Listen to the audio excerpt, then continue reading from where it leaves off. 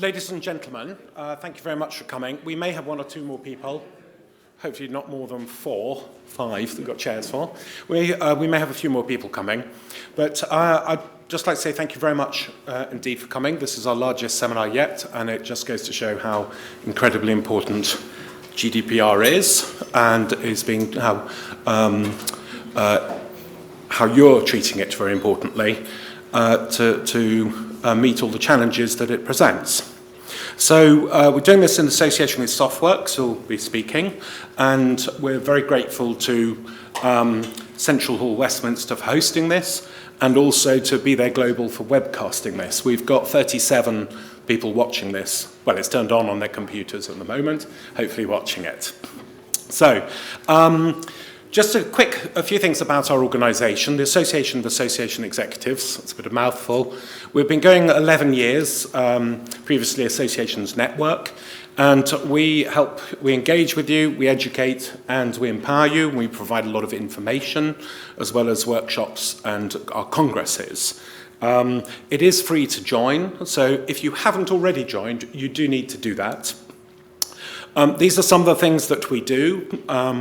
And which we offer. We've got 200 videos plus, we've got 80 success stories. Those are case studies of successful projects other associations, and maybe in your own associations, have completed.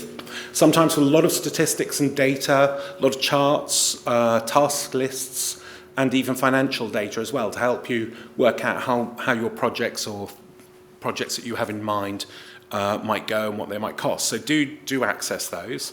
Got our magazine, of which you can see our last edition on your tables. And we've got a monthly e-newsletter, and for members we have new content we publish every week as well.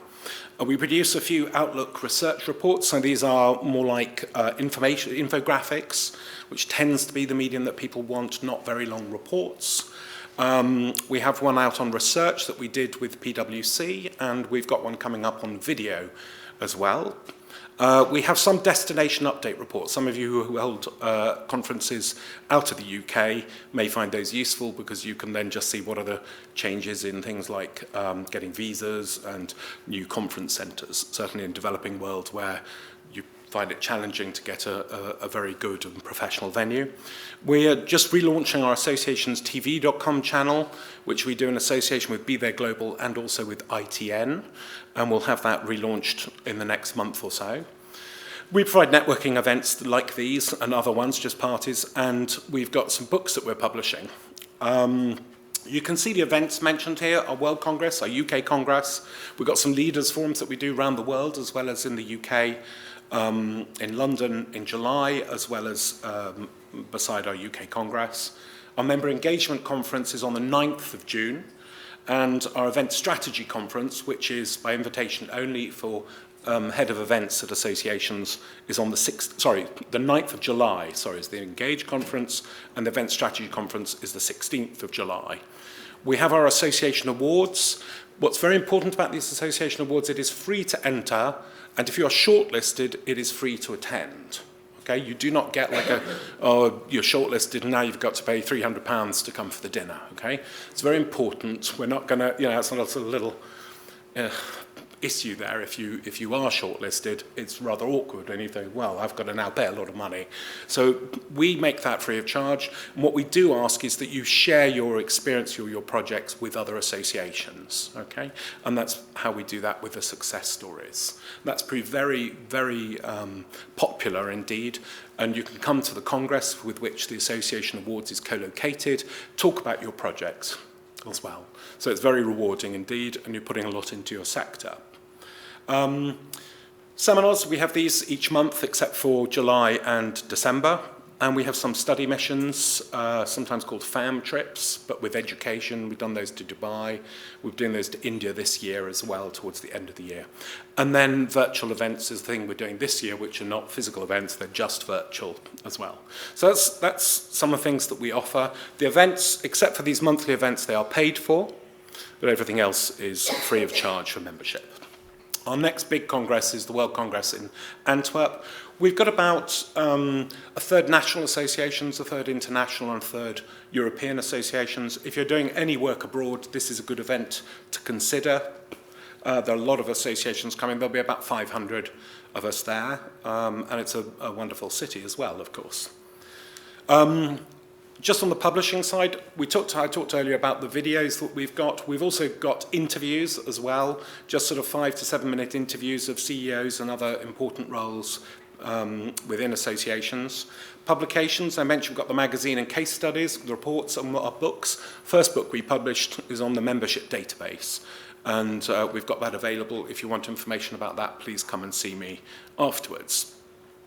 So moving on to the event here, emergency procedure. Lucy, no. Fire exit, left here, and then left again. Okay, out the front door is the fastest way out. For the event evaluation, we will send you an evaluation email tomorrow. Please complete that, and those of you who complete that will then get the slides and the handouts. Okay. The other thing to remember is that you do need to join at associationexecutives.org to get those. You will have been asked to join when you registered and possibly reminded. So please make sure you register there. Okay. It's important for us to have your information to know what your interests are so that we can create the right events for you. Okay. Timings today. So we're starting. David will start at 3:30 and cover about half an hour of the presentation, maybe a bit longer, and then we're going to have questions, and this is a very long question. So in the previous one we did at the end of last year, a lot of questions. We could have gone for a lot longer than an hour. So we'll try and keep it to an hour, and the questions are very important. We will have the microphone come around with the microphone, so please wait for the microphone to come to you. We are webcasting this live, so if you don't want to mention your organisation, don't. If you have a problem with your voice being recognised, then if you could write your question down and hand it to Lucy. No, that's a serious point. And do that towards, if you would, in the question time, because your questions may well have been answered. We have already given David some questions from delegates here, some of which he's going to cover anyway, but just in case not. And I may have some questions from the audience who are watching, and then I'll pick those up and ask them as well. So you may see me ask lots of questions and wonder, why am I getting to ask these, okay? And then that video will then be available for you to then review afterwards in case you can't remember what was said. Okay, so you don't have to write down everything. And then at 5:15, we're going to have drinks and then a little show round. Now, for those of you who either have event responsibility or have staff that report to you that have event responsibility, please consider a 5 to 10 minute show round at the venue here. This event is hosted, and only by it being hosted are we able to do this free of charge. So please do have a look. It's an amazing venue. It's been refurbished, but also a lot of facilities added to it over the last 2, 3, 4 years. I was shocked at how much change there has been in that period. So please do consider. Rhiannon, who's there at the desk at the back, we're delighted to take you around, and she'll do that just at about 5:20, so about 5 minutes after we finish and start the drinks. Okay. She also has some brochure type things for you to take away if you're interested. Please pass them on to colleagues if you could. So I'd also like to thank Be There Global, who've been our webcast partners now for nearly 8 years. They're exceptionally good, and again, we couldn't do it without their kindly offering it as a supported thing. Please do consider them for your webcasting. They are truly excellent, and they've supported us everywhere we've done things. We've got some of their customers in the room nodding at the moment, which is very good. Thank you. So I'd like to introduce now David Smart. He's the Managing Director of Softwerx. We've known Softwerx for about 9 years. They are experts in security and compliance. They have actually a deep knowledge of associations and have a lot of associations as clients. David's not going to be too techy. He's Managing Director, so talk at every level. And of course, he'll probably say that he'll leave you with more questions than you came with. I don't think that's the case. I think he will leave you with, you'll still have other questions, but you will have some answers, okay? So it's very complex. I'll hand over to David, and thank you very much for presenting. Thank you.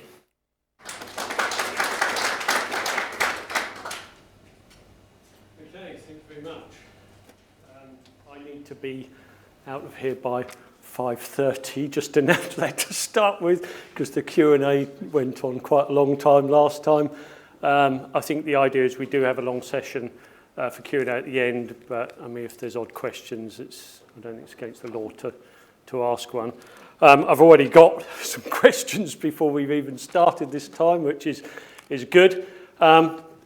Very quickly, a little bit about myself, really, and perhaps declare my interest in GDPR. I don't sell GDPR per se, whether you could or not, but I've been the managing director of Softwerx for about 10 years, so we're an IT security company. My interest in GDPR, and if you like, data governance more broadly, came around a couple of years ago as an organisation with about 500 clients, and our business is data, is integrity of that data, security of that data. When the regulations came around, we wanted to know more about it, to be honest, out of self-interest or self-preservation, if you want to put it that way. I've since done a lot of these chats, and we've learned a lot about compliance. I guess, in some ways, from my perspective, you may have been to a few of these things. I'm from a kind of business manager owner perspective. That might not be directly the same as you guys, but my interests start with my own organisation first. If you can imagine any kind of hacker or someone breaking into our organisation, we always say it's slightly better than a bank, because you can have the choice of 500 different organisations to hack once you're in. Damien also mentioned something about previous membership knowledge. So about 10 years ago, I was involved in designing membership systems. We should actually have 70 offshore developers in Colombo doing just that. So I have some intrinsic knowledge on long-haul flights of the membership community. I want to strike the correct balance today around GDPR between, I guess, Armageddon and don't worry about it. 30 minutes is not a long time to talk about something that is really quite a complex subject, and actually the more you learn, the more you kind of need to learn or want to learn, certainly the journey we've been on for the last couple of years. And we're going to try and make it, I think I'm okay to move about, we're going to try and make it, because GDPR is pretty dull, really, we're going to try and make it a little bit exciting in terms of just the facts and the fictions, and get an understanding, gauge an understanding of who knows what with GDPR in the room.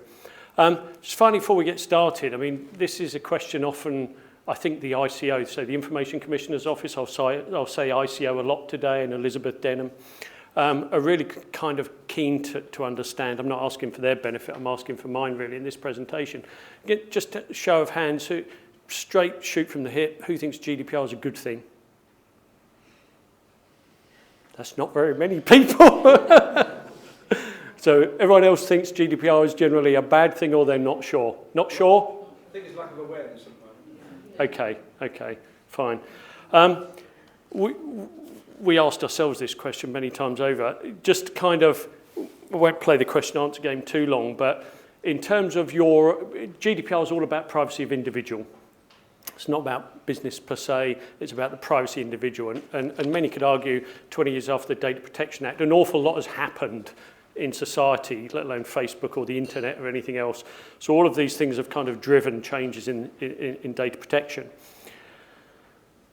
You have to raise your hands to all of this, but it's a thought process. Who's kind of been mildly annoyed about being phoned up or receiving an email from someone when they've never heard from them at all whatsoever, and they've somehow got their information? Yeah. Who's kind of been slightly embarrassed, maybe worked in a company where everyone got the wrong salary details, or your bank sent your next door neighbour your bank statement, or so at different levels, really. Who's been hacked? Who knows they've been hacked? There's lots of people who've been hacked and don't know they've been hacked, trust me. Okay, and that goes along the level of you've actually lost something as well, so it hurts even more, so financial impact. Who's had their, it gets a little bit more personal here, you don't have to give me the details, who's had their medical records mixed up? Or the medical records of their children or their family? Yeah. There's a famous story of a guy in Germany who was in remission for cancer treatment, I think had got through it, and then fell ill a year or so later. This story is told by the ICO and also by part of ours, IT governance, so it's not one of those urban myths. And it's probably not a standalone story either. He went back to the hospital we treated and they looked at his record and said, oh yeah, he's suffering from cancer. We'll give you some more treatment for that. And he actually died as a result of it. So, you know, for those that think, and to be honest, from a business perspective, running an IT security firm, when this first came out, we're kind of, we need this like a hole in the head. From an individual perspective, okay, and this is just a warm-up really for the presentation, it's a good thing. You know, you need to think about it from your own perspective, and business needs to change to accommodate. So, into the kind of seminar, if you like.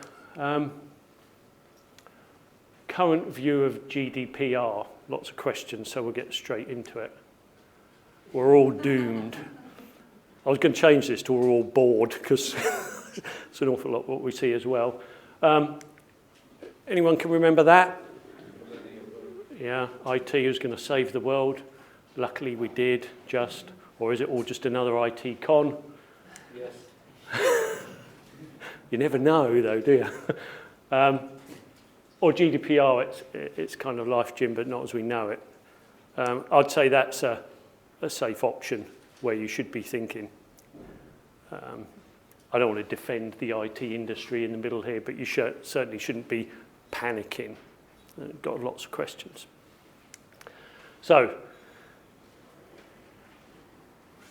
keeping it interactive. Hands up all those very brave people who are in the green box. Good, you're all in the right room. Hands up all those that are in the red box. Really brave and honest. Good. It's a bit like skiing this, I think. You know, you're either it's your first time there or you're an expert skier. The other 95% of us are kind of intermediate, and you're either in the kind of green or orange, which I think is where most people are.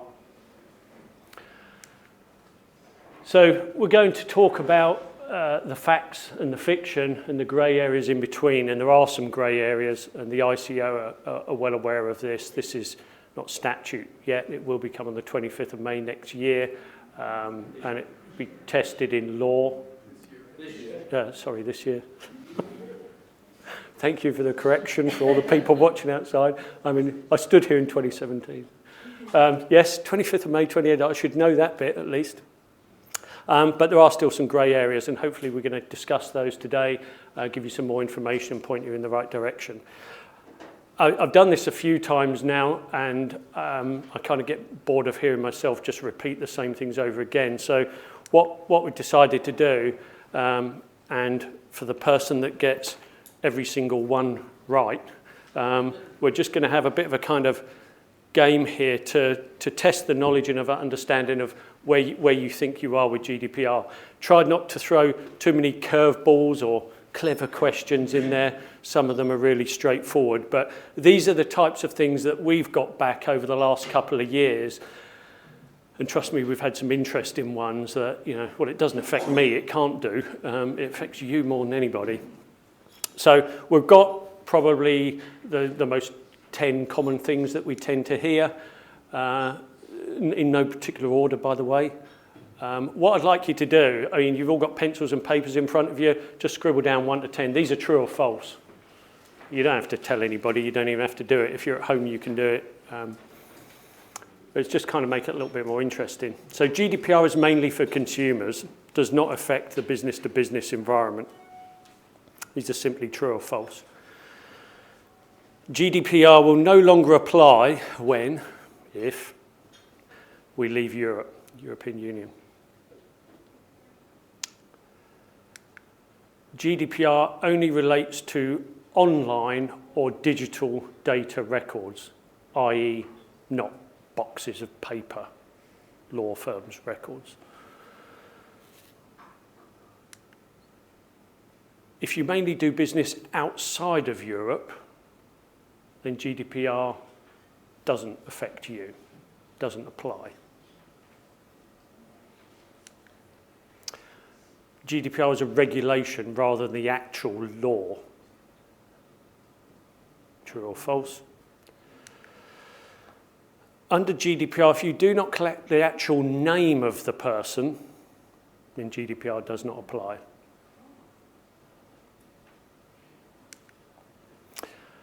Does anyone not know what a data protection officer is, just before I ask the question? Under GDPR, you may or may not need a data protection officer, and that's someone who's responsible within your organisation for this and other regulations. But the question here, which is a common one we get back, is you only need one if you've got more than 250 employees. This is quite a good one. We hear this a lot. We do a lot of stuff in the cloud and hosting. All of our data is stored in the cloud, so it's not really our problem. It's their problem. It's Microsoft's problem, whoever. This is a good one. Normally, perhaps cynically, the whole reason we're in the room because everyone talks about fines and multi-million, billion euros. But basically, if you get a security breach, you have to report it within 72 hours. And report it to the ICO, be specific. The 72 hours, for those that haven't worked it out, is a long weekend. We do a lot of this working out in IT because things tend to go down on a Friday and you find out on a Monday. 72 hours is not a very long time. And finally, which I think this might be interesting for a lot of you guys in membership database world, once GDPR starts this year, 25th of May, you can only market to new members or prospects if you have their consent first. Okay. So, for the person, I'd say for the person who gets closest to 10 out of 10, as we play this internally a little bit, my colleague here carried this bottle of wine all the way in from Middlesex. If someone doesn't win it, we'll have to drink it. So let's step through these. Let's put your hand up. GDPR is mainly for consumers. It does not affect the B2B environment. True, hands up. Excellent. Good. Good start. GDPR will no longer apply if we leave Europe. True or false?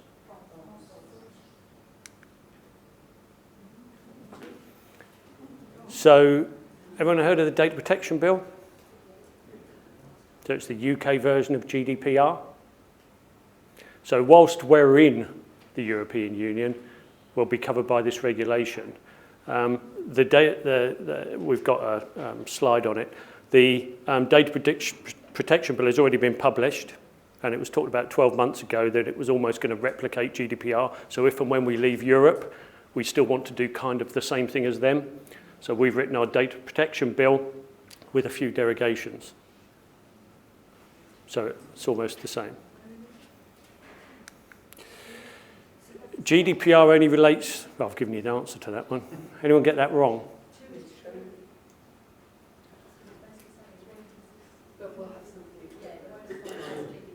GDPR only relates to online or digital. Everyone get that one right in that it's wrong? Yeah. So the next question we normally get from this is, so everyone know what a subject access request is?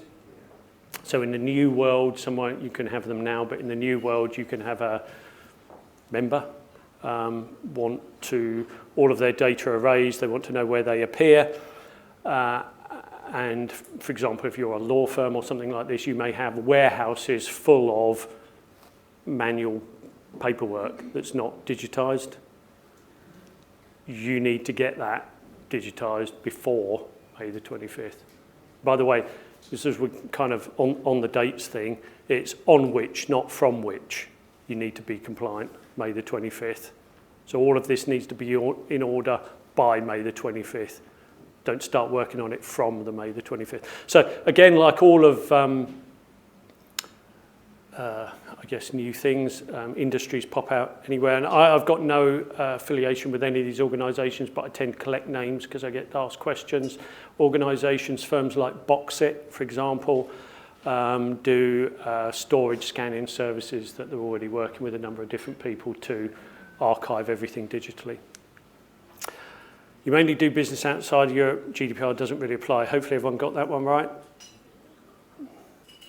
So if you're outside Europe and you only deal outside of Europe, okay, and you don't deal with anybody in Europe, then directly GDPR is not going to apply to you.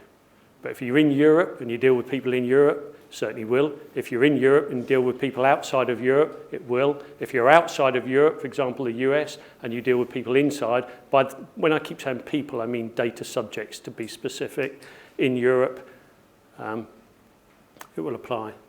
This is a slight trick question, really, because the difference between the data GDPR and the Data Protection Act is that the Data Protection Act is a directive and GDPR is a regulation. So regulation will automatically become law on the 25th of May. The Data Protection Act, which is a directive, is local territories, countries, need to form their own laws and regulations to make it the law. But one of the things that the ICO will speak a lot about is that, you know, when the clock ticks over midnight, this is law. So they're one of the same thing, really. Unfair question.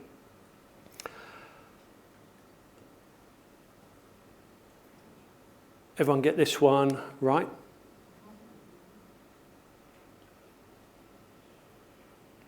So in GDPR speak, we talk about data subjects and we talk about personal data identifier, right down to an IP address.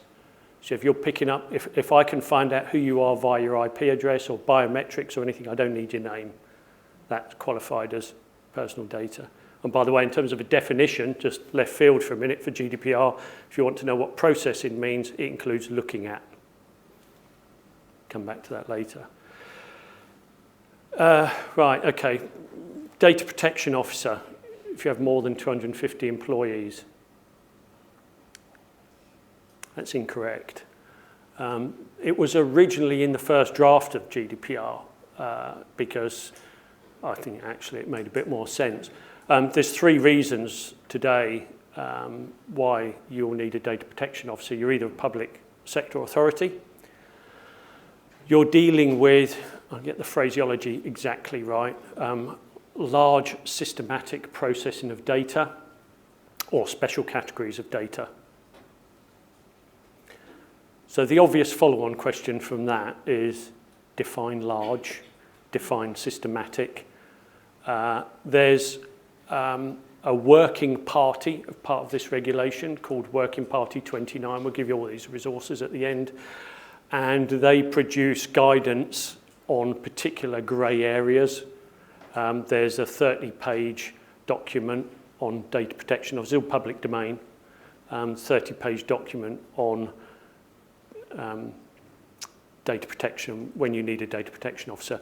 And if I wander around too much, I think it gives you various examples within that document as to when you might need a data protection officer or not. All of our data stored in the cloud is not our problem. It is your problem. But what this opens up is the Pandora's box and another area of confusion, and the Working Party have written another guidance document on this between the controller and the processor.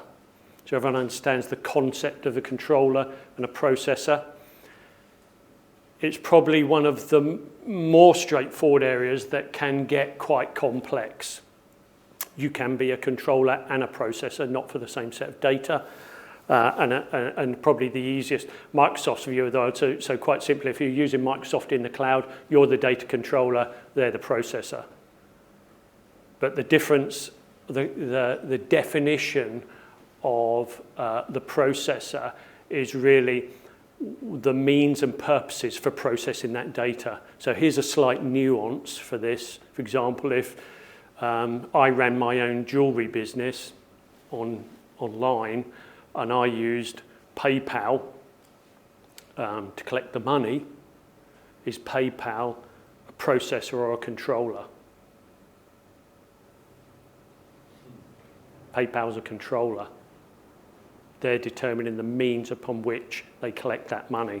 I just want the money collected. You must report a security breach to the ICO within 72 hours. Who thinks yes?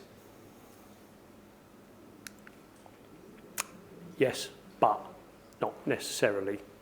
And this is really key point to learn from an IT security firm. Article 33, it's a couple of pages on security breaches, not just to the ICO, but also the data subject. If, as an organisation, you have taken appropriate technical and organisational security measures, and the level of privacy exposed for the individual is not particularly significant, then you don't have to tell the ICO. You don't have to report it to the data subject. And there's some examples, most of them, by the way, the examples they've given that you do. I'm not going to read all of these out. Medical records hacked, yes you do. You send an email to the wrong person, but the email's encrypted. No, you don't.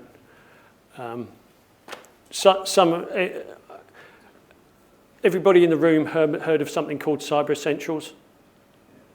Okay, so UK government standards, been around for 2 or 3 years.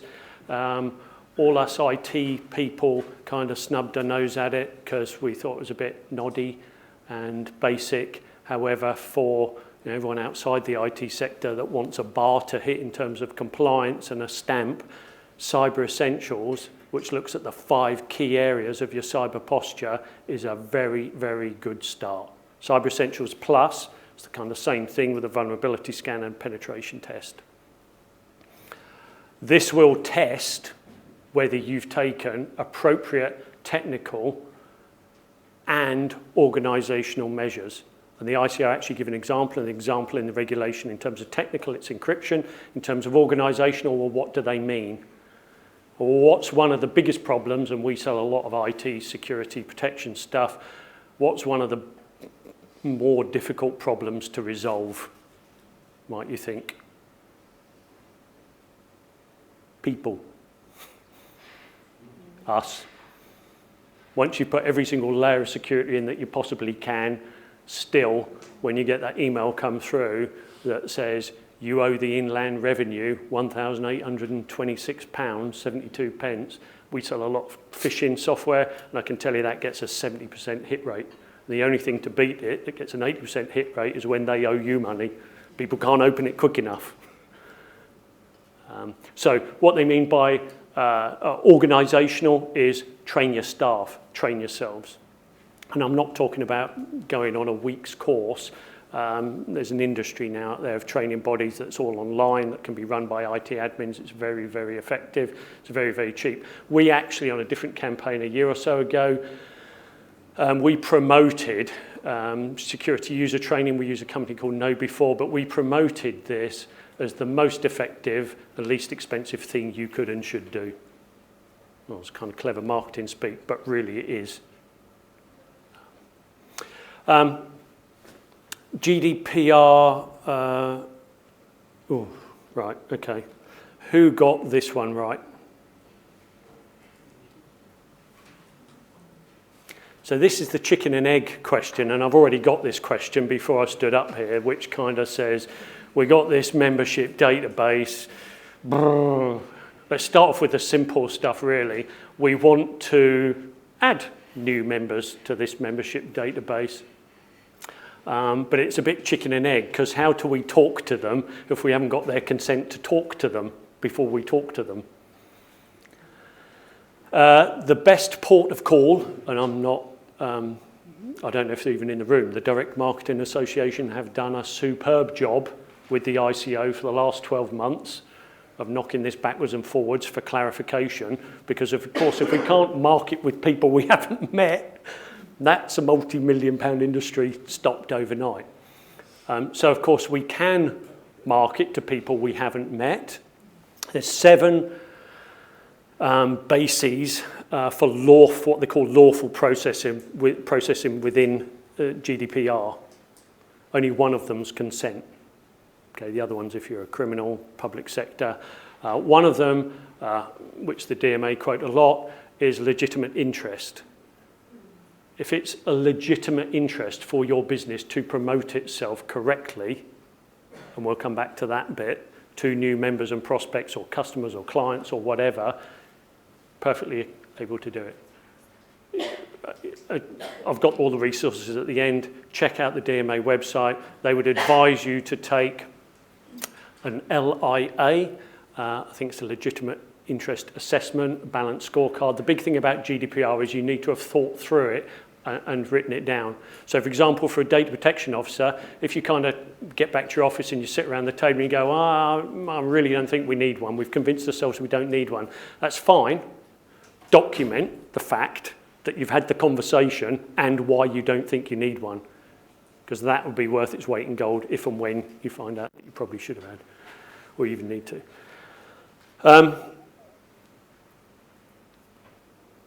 We can talk about, I'll cover it off in the questions in terms of membership databases and what I've got and what I should do and what I shouldn't do, because I think that'll be a big area of discussion at the end. We did this in Manchester before Christmas. So, anybody get 10? Anybody get more than 7?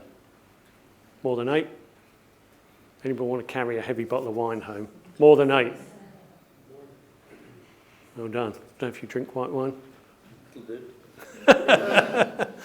you, sir. You're welcome. Round of applause for the gentleman. We don't normally get many more than get about 6 or 7 right, so well done. Debate whether I got 1 or 2 or not. We print some of these booklets. You can get them off our website online. Unfortunately, we couldn't carry. Well, we probably could, but we chose not to carry 50 today. So it's all online, and help yourselves to those. Okay. You're either now kind of somewhere between slightly bored, slightly confused, and slightly concerned is generally where we sort of get to.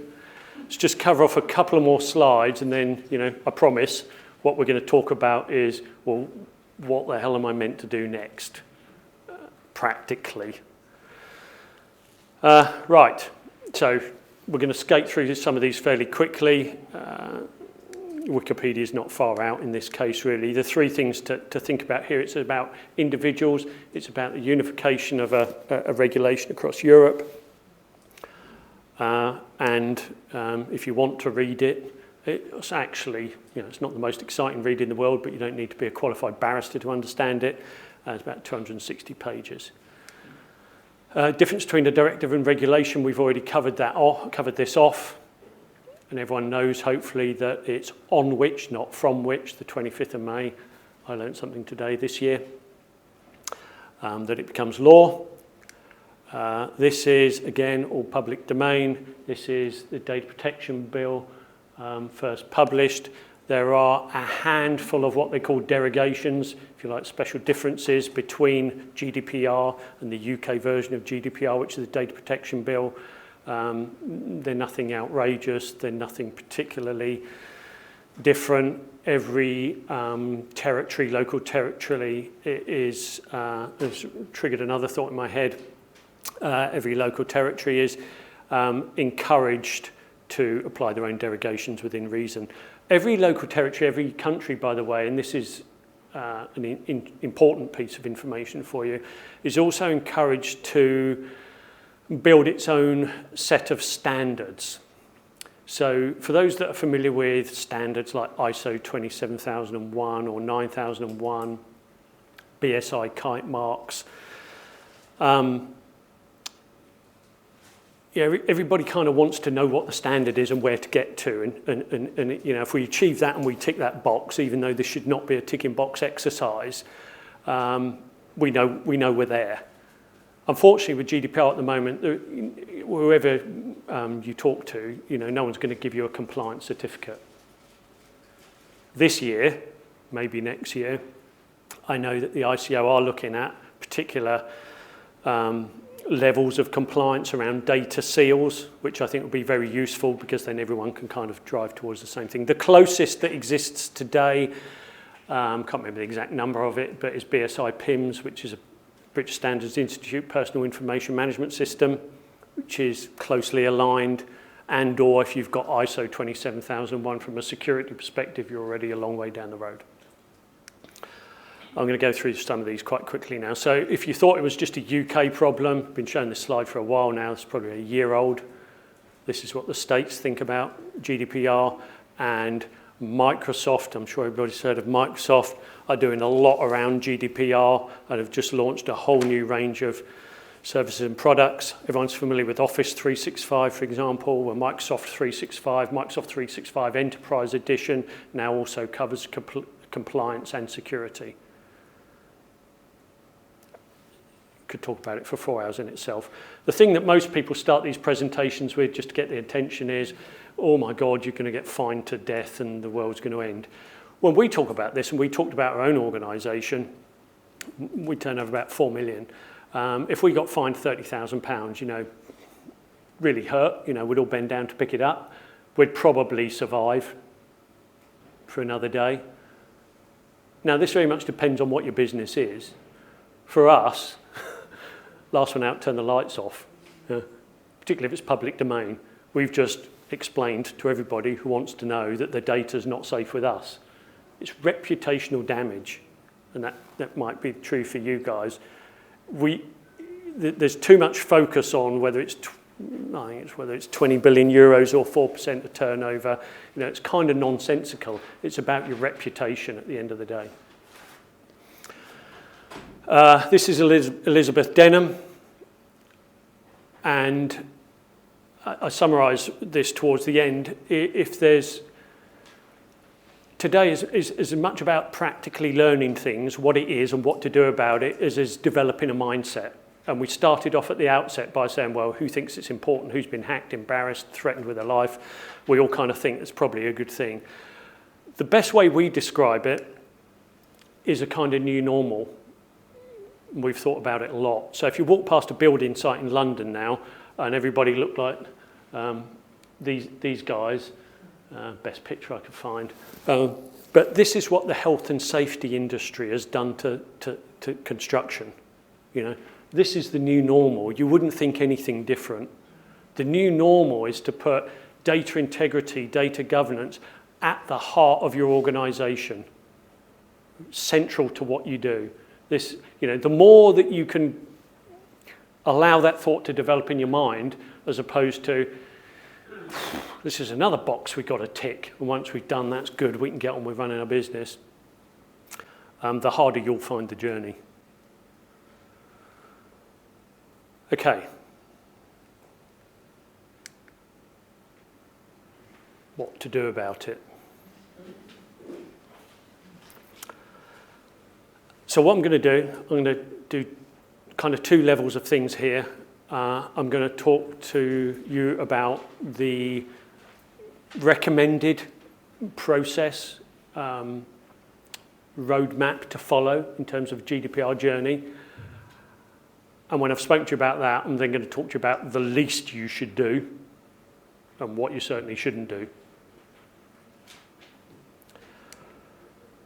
So 5 steps towards practical compliance. And what we're going to do is just spend a couple of minutes on each one of these. So board level sponsorship, really, if you're not the boss or CEO of your organisation, I think most of you probably are in this room, take this message back to your board, to your CEO, to the executive level, because if they don't know it by now, well, they may have been on the moon, but it's probably better put if they don't realise that it's ultimately their responsibility. This is probably a bigger risk along with IT security than leaving all the doors open every time they go home at night. You need to get acceptance, understanding, and if you need it, sponsorship through budget support. You need to establish at the early stage whether you're going to have a DPO or not. For some organisations that we've dealt with, and there's some big ones out there, the moment the CEO has decided that they need a DPO, that's almost a sense of relief because there's someone in the organisation that's solely and wholly responsible for this. We have Softwerx is a subsidiary of a larger group that deal with the government on a national basis, so we've had a DPO for quite a long time. It makes quite a lot of sense to have a data protection officer or some kind of level of responsibility. There's an awful lot of small organisations that exist in the UK.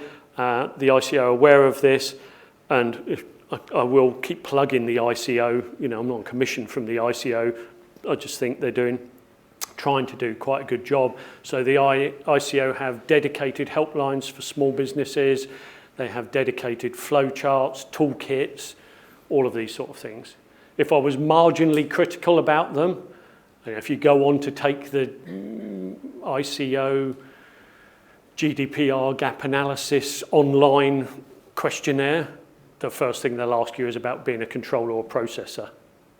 And you'll probably go, well, I kind of need to understand what both those are to answer the question properly. But this is a point that you really need to establish within your organisation. Without stating the obvious, if you get 3 months down the road, by the way, GDPR is going to go on long beyond 25th of May, within the UK, and does make you feel good, bad or indifferent, and these are independent surveys and results. I think there's about 30% of businesses in the UK that are, yeah, we're in the green box, we're okay, nothing to worry about. So not just GDPR, but governance around data is going to continue to exist for some time. And we'll talk about consent and management and things like PECA and e-privacy that are all related when we talk about membership database in particular. Gap analysis, this is the basic kind of ICO step frame through a gap analysis. It kind of is what it says on the tin, really. You need to go through this thought process either internally or externally to establish where you are or where you're not. Data protection impact assessment, again, it's not mandatory, but for most organisations, it's a good, at least a very good thought process to go through. Here's an example of a data protection impact assessment for both structured and unstructured data. So without getting too technical, this is obviously a bigger concern here. If you've got Microsoft 365 Enterprise Edition and you get a subject access request, you'll be able to find the information quite quickly. If you haven't got that, or you've got unstructured data, and most people have, and it's all over the shop, problem. How am I going to find it? You need to find it before you actually need it and go through. And ultimately, what they call a data flow mapping exercise. I've heard these all called different things, but essentially it's answers all these questions here about where your personal data is collected from, who's accountable, how long you've got it for, why you're keeping it.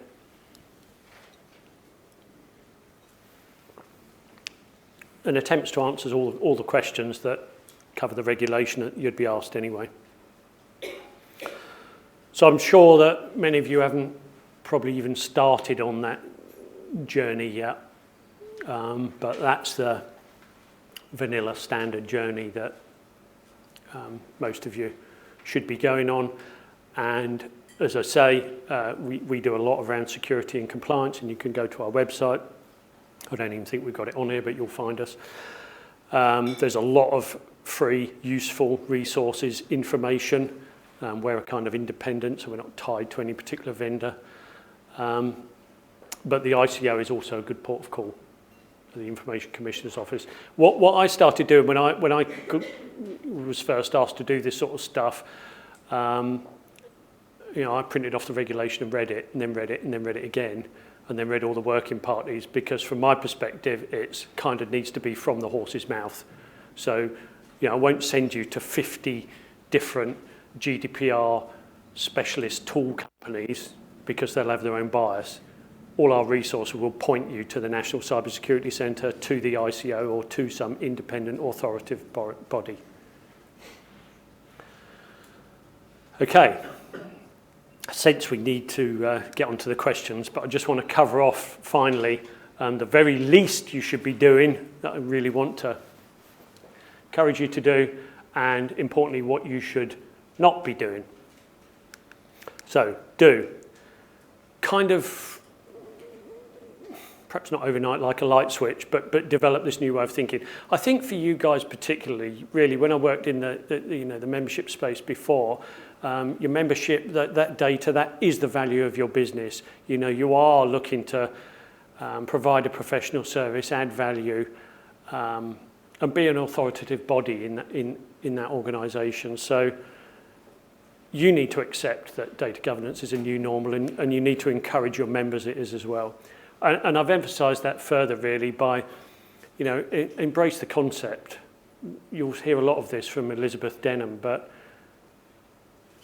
you know, from my perspective, if I talk about all of the layers of security and all of the qualifications, accreditations my organisation has got, that should make you feel more comfortable about putting your data with me compared to someone who hasn't.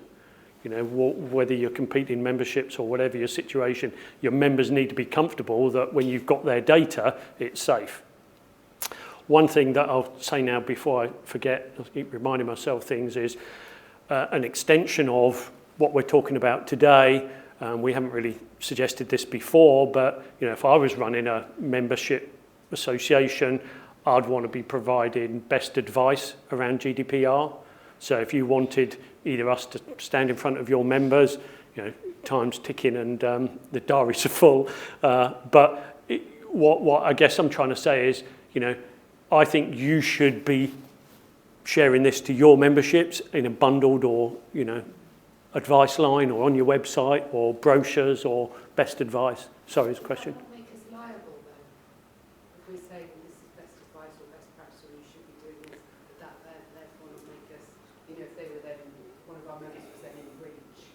No, I think there's two ways out of that. I think most of the stuff that you'll read, including, you know, Microsoft's 48-page guidance on GDPR, starts off with a paragraph that says, you can't take us to court.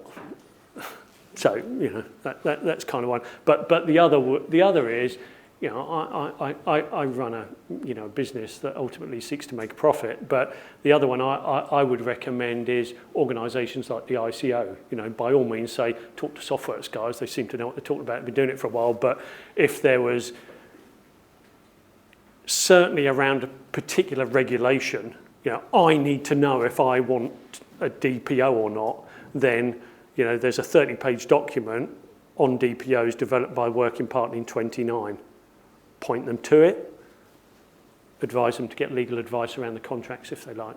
But anyway, I think, you know, there's a massive opportunity for you guys to be adding value to your own individual associations. You know, I know, because we deal with lots of industries in the private sector, that they're kind of all a bit like you. There's lots of full rooms at the moment with people scratching their heads. So people are hungry for this information, and you know, it's added value really. We've already covered that one off. That's the Information Commissioner's Office. I think we've covered this one off. Cyberessentials accreditation. Make yourself familiar with it. You know, this is not £5,000. This is £500. You know, it's a kind of, there's an element to do it yourself. You might need some advice. Covers 5 key areas of vulnerability. It's the least you should be doing. We're an IT security company, so this is a bit of our pitch anyway, I guess. But I showed a slide about fines going up under the current Data Protection Act. Why do you think most organisations are being fined at the moment in the current world, and or will be fined going forwards? If we just talk about the you know, take the wrong mindset, I need to avoid the fines. What do I need to do? Not, I want to put data at the heart of my organisation. I need to avoid the fines. What do you need to do? You probably don't need to spend 3 weeks crafting the best privacy policy statement the world has ever seen on your website. You do need to address your cyber posture. Most organisations are fined because they've been hacked. There's been a data breach, or someone inadvertently has sent something out to someone else. That's why most organisations are fined. So if you want to avoid fines, focus on your security. Yep, you need to be able to deal with subject access requests. Yep, you do need a good privacy policy. Yep, to all of these things. But security, as Elizabeth Denham will tell you, is intrinsically linked to GDPR. It's kind of why I'm standing here today, as I run a security firm. I think we've covered this off as well. It's not expensive. It's very effective. It's very engaging as well for your team. So this is a key example of something I think you should and could, whether it's through us or someone else, be offering to your members. I think it's something, you're talking £1 a person a month. And it's very comprehensive with simulated phishing attacks. And where we've used this before, and we tend to go, I'm not so sure about that. And then it also includes the physical elements, things. So you throw a USB in the car park, and the finance director picks the USB up. It's classic stuff, sticks it in. Thank you very much. You've been had. The IT admin's got a portal, seen who's picked it up, what IP address. Pretty much in a 300-seat company, everybody knows that the finance director's just done something silly. Everybody's engaged, everybody's aware. And part of security awareness training now includes GDPR awareness, data governance. What you should and what you shouldn't do. I can't take my laptop home tonight, so I'm going to send the whole lot to my private email address, an attachment with an Excel spreadsheet. It happens. It happens a lot. I think I said earlier to someone, my mother is president of sort of the regional WI or something, and I just, when you're not at work and you don't want to talk about work, and you kind of think, I'm going to meltdown when she says it's all, and I give this to her, and this is on mine, and then we've got all this everywhere, and that's the world's got to change. Review privacy statement. Okay, so don't. When we're starting to go into these presentations, certainly from an IT perspective, it was very much GDPR, Armageddon, buy our stuff, you'll be safe. But if you don't, the world will end. You really, mustn't kind of leave in a state of panic, but don't ignore it. Whatever you've picked up today, don't just forget about it. Does anyone know what repermission means? Anyone heard of repermissioning? Anyone heard of Honda? Anyone heard of Flybe? So both organisations got fined last year for attempting to repermission their data. And we'll come on to this at Q&A, I'm certain. Repermissioning your data, or I think I've heard someone in America call it up-substituting. Essentially what it means is, this is what Honda did. And I've got to be honest, 2 years ago we almost did it ourselves. We've got this database of customers, prospects, mixed bag of stuff, and there's this new regulation coming down the line. Okay, let's get ahead of the game. Let's mail everybody, maybe include, and why don't you buy this at the bottom, but let's mail everybody and say, hey, remember us, we're good guys, there's this new regulation coming down the road. By the way, we're just checking that it's okay that we keep you on our mailing list. We keep communicating with you. Was that with a request to confirm back? Or just... That's called repermissioning, okay? It's called repermissioning, and this is less about GDPR, more about PECA. You should have had permission in the first place. How on earth did you get that data in the first place? And if you don't know, you shouldn't have it, because you should have got it correctly in the first place, through correct marketing, through opt-in, through the telephone preference service. You should have communicated with clear opt-in or opt-out. If you're confident that you've followed Privacy Electronic Communications Regulation, that's been around since about 2009, and that's before this, and is to do with marketing. By the way, it's being rewritten, it's going to be launched this year as e-privacy, as if it wasn't complicated enough. if you're certain that when you originally got this information, you got it correctly, then you haven't got anything to worry about. You shouldn't be going to repermission anyway. If you only contact people who have given you their business card, is that implicit permission? Business cards is a good classic question. You take that business card, you put it in your, what they call a kind of Rolodex, or you're in your CRM system, it's data and you're processing it. They're a data subject, you're processing it. You keep it in your pocket forever and a day and you might ring them in 3 years. I'd say it's not covered by GDPR. And by the way, your Christmas card list between families is not, when we talk about, GDPR talks about data subjects and personal data. It doesn't talk about B2B, C2C, doesn't even talk about EU citizens. It talks about data subjects and personal data. We'll talk a little bit more about consent in Q&A, I'm certain. But the key there is, don't go and do what you think is a good idea and try and repermission your database. The classic example, it's in the industry, we call it Wetherspoons. I'm sure everyone's familiar with Wetherspoons, quite a well-known CEO. So in July last year, Wetherspoons have got 750,000 personal data records. They deleted the lot. They didn't know where they got them from. Just to slightly add to that, in 2015, for those that don't know, Wetherspoons were hacked quite badly. Then they continue to collect this data, and then they don't know where they've got it from, and then they've gone, delete, start again. I wouldn't recommend it, slightly odd. Wasn't in the boardroom when the decision was made. I think they do a lot on social media, certainly a lot with credit cards, so don't know how that's going to work going forwards. Wouldn't suggest that at an extreme scale, but equally, if you've got a database which you've acquired from all over the place over a number of years, you need to be clear.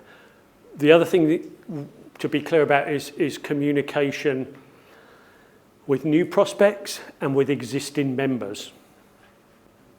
Okay, so if they're existing members, presumably they've signed some form of agreement, whatever shape, form, with your organisation as a membership form, some kind of low-level contract which basically then allows you, in terms of lawfulness of processing, to communicate with them backwards and forwards under legitimate interest or under contract. Contract is one of the others.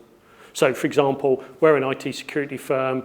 People give us all their data and we communicate with them backwards and forwards all the time around our business and send them marketing. That's as part of the contract and as part of the legitimate interest. So I think this point about the repermissioning is the most important question in the room. Certainly it seems to be online.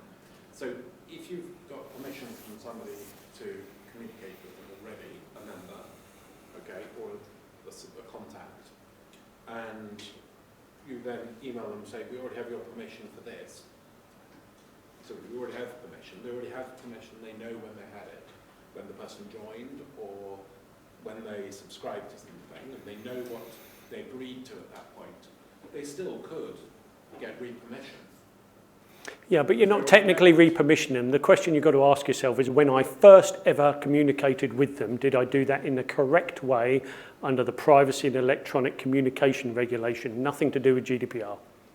Yeah, so and if the answer to that is yes, then you can continue to communicate with them. And under the legitimate interest, because, I think it's, most people here could say, what is their they're communicating with people with who they have a legitimate interest. Sector-based. Yeah. They can do that. Yeah. So, right, here we are, and they could do it as well. Yeah, I mean, I would say, it fits into 2 or 3 areas for you guys. If you've got a membership database and, all of those members are properly signed up to your association, then as part of that contract between each other, you're processing their data. That's the lawful basis of processing, is that you've got a contract, an agreement, call it what you like, you've got something that says I've joined this and therefore you can come backwards and forwards to me. And that includes marketing under legitimate interest. If you talk about, okay, so that's my existing base, but now I want to attract new people, maybe we're going into a new territory or we've got a new service or something else, how do I do that? That is under GDPR, is under legitimate interest as a marketing exercise. So think Direct Marketing Association, what's the advice and guidance? Legitimate interest for marketing. Lawful basis of processing for existing clients is your contract. The key thing here is to have 10,000 people, and you definitely know where 5,000 came from, but you don't know how you got the other 5,000. So. Is an application form, an online application form, classed as a contract? Depends what's written on the online application form. Name, address, telephone. Yeah, I mean, I again, not kind of key areas, but I would suggest, there's some best practice or paragraph of what am I joining, what am I going to get out of it, what do you want from me, what's the mutual kind of binding agreement here, how do I get out of it, by the way. Would you still have to have that? Sorry, could you just double check we need the microphone, just so we can get that the remote audience. 72 we now have. Do you still have to have that form, even if it's online or whether it's, it was physical in the first place? i.e. I'm thinking data that's gone back 20 years or so. That original joining, because that's what you talk about with the My short answer to that would be yes, unfortunately. And bear in mind that's got less to do with GDPR and more to do with a regulation called Privacy Electronic Communication. But again, it is a plug for a company I know nothing about and have nothing to deal with, and I'm sure there's a lot of these organisations about. I don't want to call this a loophole, but I guess it is. I think the Wildlife Trust did something like this. So I've got this 5,000 records. Not sure how I got them, so I'm kind of on a sticky ground for GDPR, but I want to keep dealing with them, but I can't email them to re-permission them. So how can I achieve that? It's kind of two clever ways at the moment. I'm trying to be clever here. I think it's the Wildlife Trust actually went back to sending hard copy brochure mailer. It's not covered under Privacy Electronic Communication Regulation. The other option, so long as they're TPS cleared, everyone knows what TPS cleared, I'm an IT guy, not a marketing guy, telephone preference service. As long as they're TPS cleared, ring them up. And there are agencies out there, as you might imagine, it's a sprouting industry. There are telephone sales agencies that will ring up and requalify your data on your behalf, and they'll say exactly what you shouldn't do in terms of a privacy, an email under PECA. Obviously, you need to be clear they're TPS clear. Yeah, in terms of like registration forms and stuff, we don't necessarily have it sort of clear when they register, but we sort of have a tick box and then sort of you agree to our sort of terms and conditions by registering. I guess if in our terms and conditions these kind of policies are sort of implemented, then that's okay. Or does it have to be sort of on that application form a clear sort of paragraph, a couple of paragraphs about this sort of? The answer to give to this is, a year ago, no one was throwing their arms in the air about the Data Protection Act. Yet I would imagine it should be in, some reference to it within all of your terms and conditions. So we're looking at an evolvement of that. We're not looking at writing War and Peace and stapling it on the back of something, whatever the lawyers tell you. So the association I work for, we have a relatively large database with lots of records in it. A large percentage of those records, or a percentage of those records, are what I would call lapsed members. So they were a member at a point in time. They are no longer a current member, but we obviously still store electronically their data. Are there time rules around how long you can keep that, and can you still communicate with lapsed members? We currently do. Are there any sensitivities around that? I'll answer that the other way around. Can you still communicate with them? Depends what they signed up to and how they did in the first place. You know, so if you were clear with them that, you know, we may communicate with you once your membership has lapsed, then it's fine to go back. In terms of, well, some of these, what you've hit upon here is almost that absolute core rationale for GDPR, and that is, you know, we've got a load of kind of lapsed data here, so you shouldn't have it. So in a new world, when someone signs up to you, to your organisation, you need to tell them what data you're collecting, how you're collecting it, what you're doing with it, how long you're going to keep it for. And things like, as long as is required, is not good enough. Again, you know, GDPR is a bit of a mindset, really, and just the more transparent you can be, you know, this is what we're aiming to do. You can look at our privacy policy. You know, we're aiming to help support, educate businesses in the UK around IT security and compliance. If you don't want to be part of that, don't join our website. Don't put your details in. You know, we won't communicate with you. But if you do, this is what we're trying to do. It's about transparency. I think to finish this off, I think I had one more. Yeah, two more. Right. Just to focus, I don't want to kind of open another Pandora's box, but supply chain stuff. So not only have you got to get your own act sorted out from a GDPR perspective, you best know who you partner with for any of your services. So maybe you've got a software development company that builds your systems or hosts your systems, or a marketing company that manipulates your data.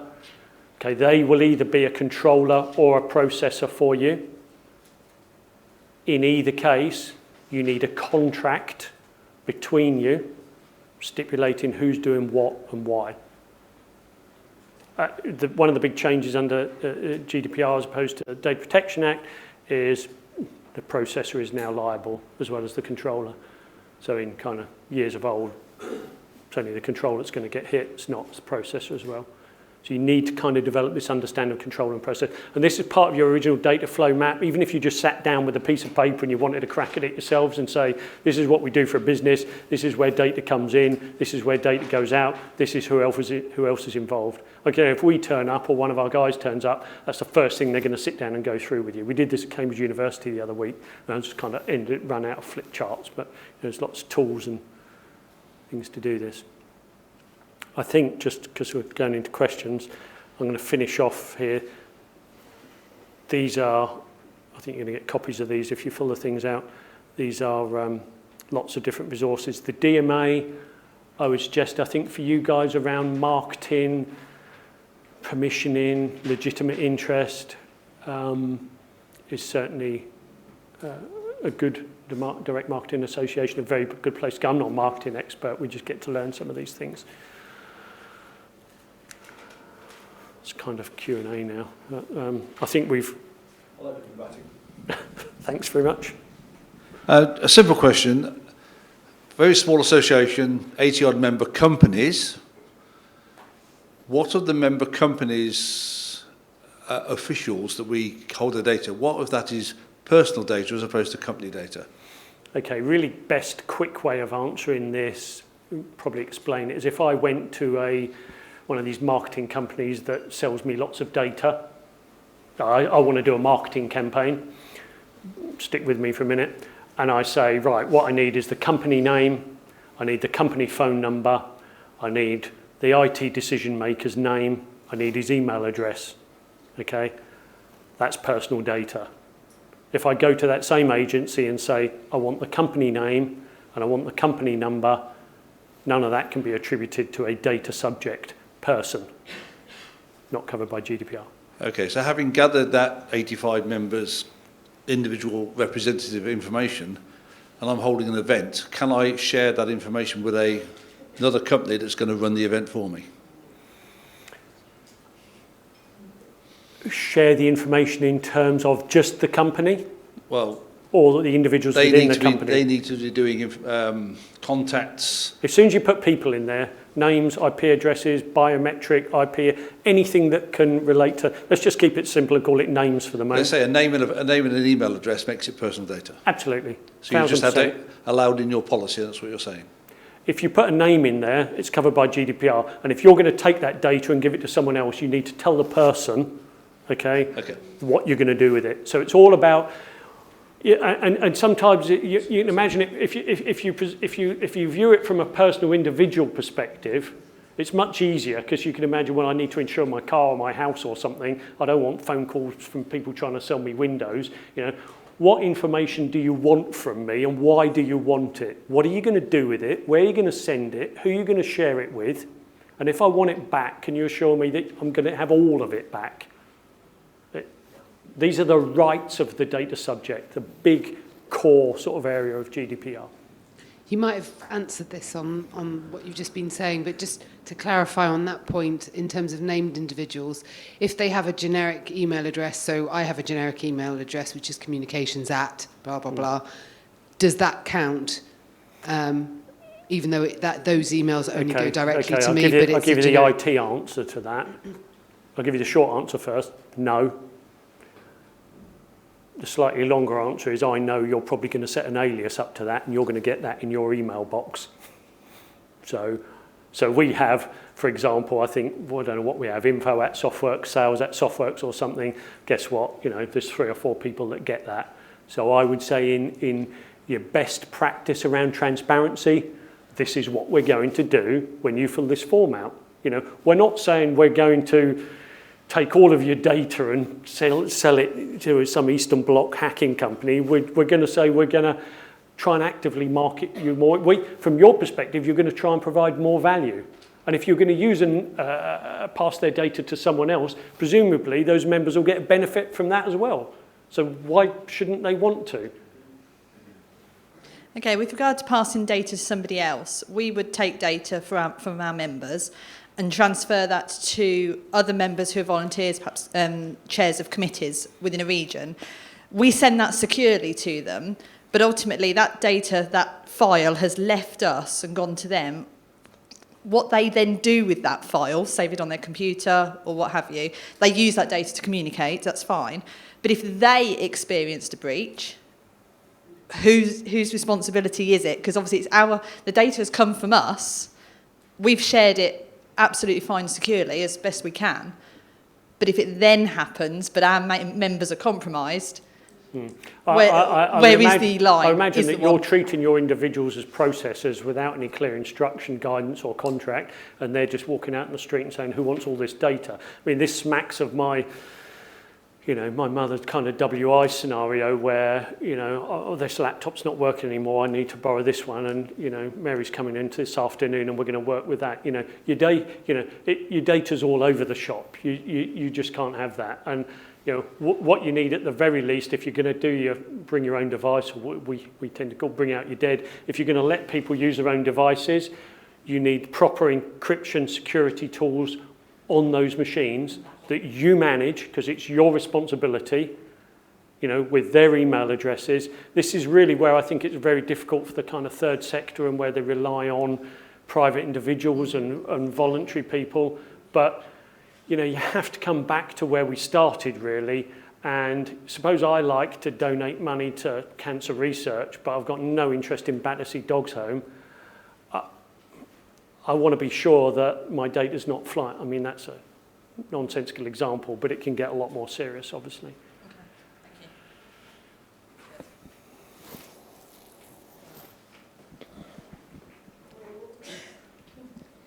thank you. I have a question about holding information, like financial data and governance documents. We have a lot of archives, our members from when we were founded. Obviously, it was paper then, and then it's moved to electronic. We have a list of our members in terms of who was appointed for our AGMs every year, and some we have on paper, some we have electronically. Do we have to delete them? Do we keep them? And if we keep them, how long can we keep them for? Okay. Obviously, it includes informing our members, lapsed members, or resignations as well. But their name isn't there. So let's kind of deal with it. You've got some manual, some digital. Yeah. Okay. If let's assume we want to keep them all. Yeah. Okay. These need to be archived well, I would suggest you archive them electronically. Otherwise, when and if you get a subject access request, someone's got to go in the seed container and start looking. You know. So I would do that much. In terms of, again, really, what you're doing and why you're doing it, given that these members were acquired correctly in the first place from a marketing point of view, there should be no issue with you talking to them and saying, this is what we want to do, this is why we want to do it. I feel like I'm kind of repeating myself, but it's a key thing to get across. It's about transparency. You know, this is not kind of hiding because just tell them what you want to do and why you want to do it. And if you don't think it's a good idea, they probably won't think it's a good idea either. But if they think they're going to get value out of it, you're going to get value out of it. Just informing them then. Yeah.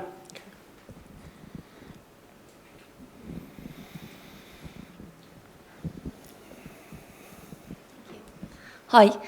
So within our organisation, you have to apply to become a member. They then give us reference details like name, address, telephone number. How do we then contact these references? Because they personally haven't given us the information. Currently we email them, but they haven't given us consent to do that. So would you have to send out hard copies or? That's a good question. That's a good question.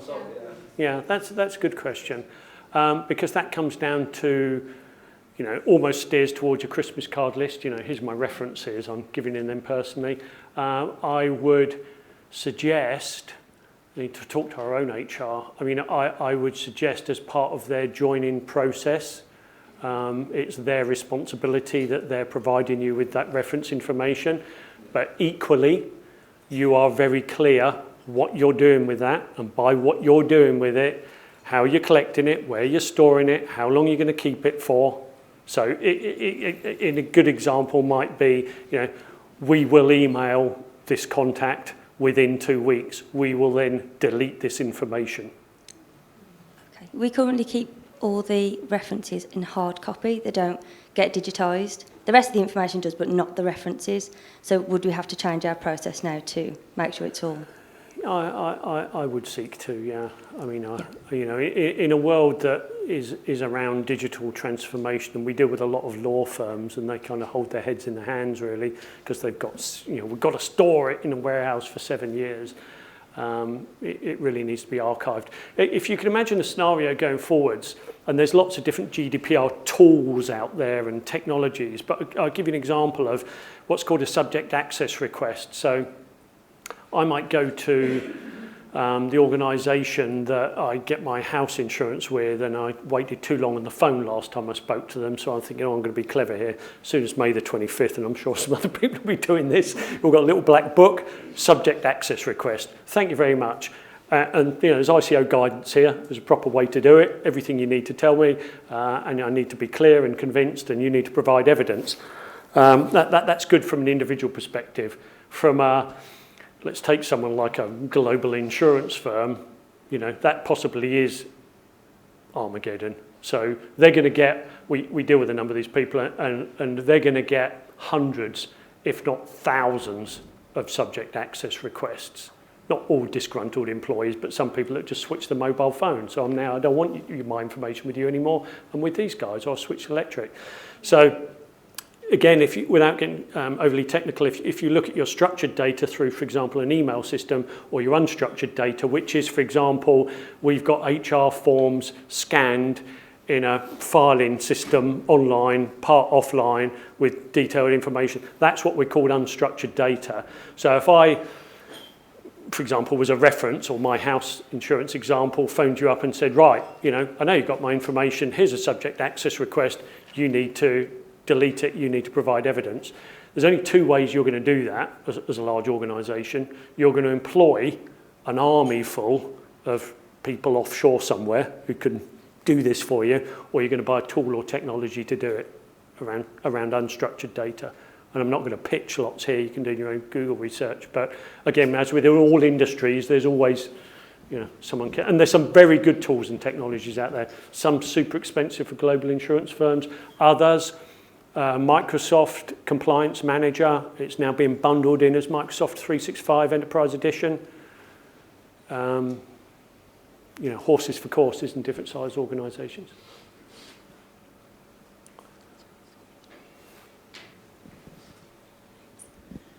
Hi, we are an association for companies. So a company will apply, and then they'll list a number of individuals that we then communicate with. But a lot of the individuals we communicate with or have communicated with over time never actually signed anything. They were just kind of we got their information meeting them face to face, or our emails were forwarded on. So how is that kind of covered in this, and how would we need to get their permission in the future? Or how many members, how many are we talking about? People, hundreds, thousands?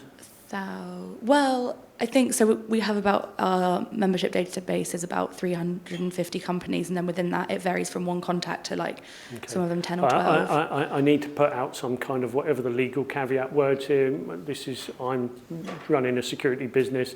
I'm not giving you specific legal advice. What I would do if I was you, there was perhaps the easiest way to most honest, transparent way to answer these questions. I'd phone them up. I'd phone each one of them up. It doesn't take long to make 350 phone calls. You are in a rock solid, crystal clear position then. Be clear about what you're going to say them when you talk to them.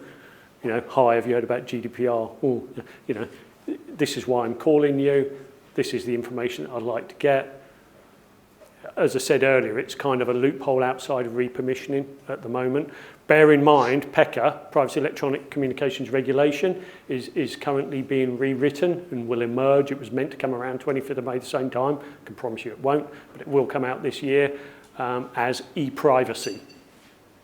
Just, sorry, again, to follow up on that then, if you're phoning them just to get that approval, do you then need to have a written record of the fact that you phoned them and on what date and that you've got that verbal agreement? I would, and ideally I'd have that in what we would use a CRM system or a membership system. Yeah. So the world you want to avoid is this fragmented, distributed Excel spreadsheet, everyone everywhere. The world you want to aim for is consolidated, single. So, when we were developing membership systems, I had 100 software developers offshore in Sri Lanka, and we used to write thousands of lines of code. I've been out of that business for a long time now, but I'm pretty sure, based on what I know about the software industry, you can go and buy very comprehensive, effective systems almost off the shelf as a service. So, I'm not in the business of selling membership systems, but if you haven't got one, I'd imagine there's a plethora of, I don't know if anyone's in the room, normally there's someone in the room that's selling them. There's a plethora of really good ones out there at an enterprise level and a small user level, which is the way you want to run and drive your business. Because if you need to evidence anything, you don't have to try and find someone who's left the company, or is it in that drawer, or is it on that spreadsheet, or is it on that laptop. That's basically what we're trying to avoid. Can I do a follow-on to that? I think if you've got a CRM system for certain, and some of the membership systems, you should be able to put your lead contact against that company. And I think it should be pretty easy to add those contact details to the same, attach them to that same organization, and then send them a standard template email saying, your details were provided to us by lead contact. We've got this here. And maybe they could then go and click through and add what they'd like to receive, or you tell them, this is what they've told us you received, could you confirm? So I think you should be able to do that by email if you've got a CRM system or an advanced membership system, reasonably advanced. Talk to your tech people, see what can be done there, because I think calling them might be a little bit difficult. But of course, you've then got to institute some sort of system to continue emailing them or to follow up with a call, really, because it's not 350, it's potentially 3,500. Yeah, plus. But I understand. But we deal with organisations that, have got tens of thousands, and I'm not saying outsource these, but it's not overly difficult if you're really unsure and you're between kind of Weatherspoons and let's wing it. You know, you need to think practically. Certainly, I think it was about a year ago. I think I keep quoting. I think it's the Woodland Trust. It's public domain. You know, took the opportunity to send a hard copy marketing brochure and email out. You know, quite expensive, but depends on the size of your organisation. Why not? I'd also, again, I'm not a marketing expert. Direct Marketing Association are marketing experts. Keep an eye on their website, bookmark them, and keep an eye on what happens with e-privacy. I've got two questions from the audience, the remote audience, if I may. One goes back to your very first slide, which is if we stay in the single market, whatever that means, it is possible we may still have to comply with GDPR, of course. I mean, I think or if we don't leave at all. No, absolutely. Who knows? Yeah. I think the point of the question really is, certainly in the early days, go back about 18 months ago, is, well, we're coming out of Europe anyway, so I'll cross this bridge when I need to come to it, but the chances are I won't need to come to it. So Matthew Hancock, who's recently been promoted, who happens to be my local MP as well, he's a Minister for Digital, I think it's Culture and Sport now as well. Very switched on guy, which I think is why he's been promoted, and his department produced the data protection bill, published the data protection bill probably about 6 months ago, which is the UK version in anticipation of us leaving the European Union. And why does it almost mirror the GDPR? Because guess what? We'd like to deal with Europe. So it really is a way of saying, but yeah, if we, for whatever reason, don't leave Europe, there will be no great repeal bill that repeals all of these bills, GDPR included, and I guess in some way, shape, form, we'll carry on. But I don't know. I'd imagine at some point we're going to leave Europe. If you sort of define that statement. The question I just had also is, do you have any views on how photographs of people, of members, perhaps at events or in other ways, you know, ought to be dealt with? Yeah, I think, again, like obviously a photograph of somebody is you can easily find out who, well, to a certain extent you can find out who they are. Certainly with AI and facial recognition, you might even be able, you know, if you really wanted to. What I would do, so if I'm running an organisation like this, is very clearly, very transparently, very simply detail out, this is what we're doing today, this is why we're doing it. Your face may appear, your information may appear. If you do not want it to, do not enter the room. Yeah. Yeah, sorry. I was just going to ask about your name and email address, because you've put up that there for us to see. So if I email you tomorrow, and then I don't want to speak to you again for 6 months, I think of a question, I email you tomorrow, but next time I type David in my search box for and it auto fills your email address. What? You've given that to us today, so yeah. So I'm making a conscious decision from my point of view that you can communicate with me. But in 5 years' time, I type David and it comes up with you, and I email you accidentally. So what you should be doing with what used to be, or still is to a certain extent, Office 365, which will be Microsoft 365, which is a combination of Office 365, Windows 10, and what they call EMS, Enterprise Mobility Suite, will give you the capability. Your IT admin may already set this up to automatically archive these email addresses. It should do. And this was before GDPR. This was just because it costs a lot of money to store this data on the cloud. So you know, my boss, for example, has got an email folder, gigs and gigs and gigs. It doesn't matter now because it's kind of pence. But you should have the correct IT policies and systems around to, for want of a better term, stop you keeping redundant information forever and a day. Should have.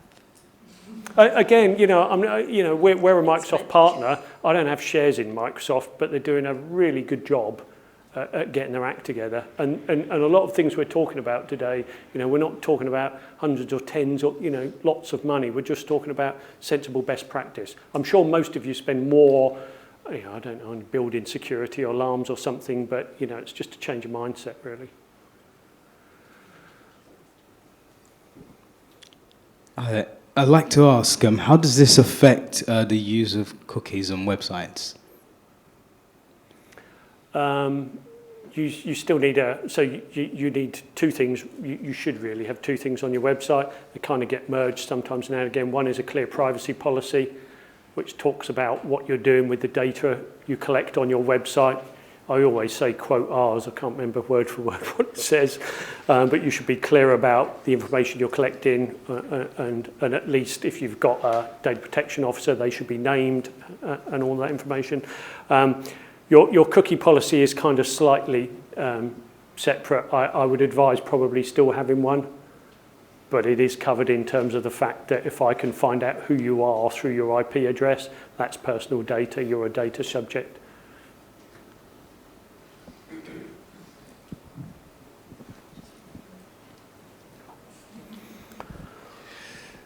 Hi, I work with Emily. I just wanted to follow up on the question about the companies who are members. Sure.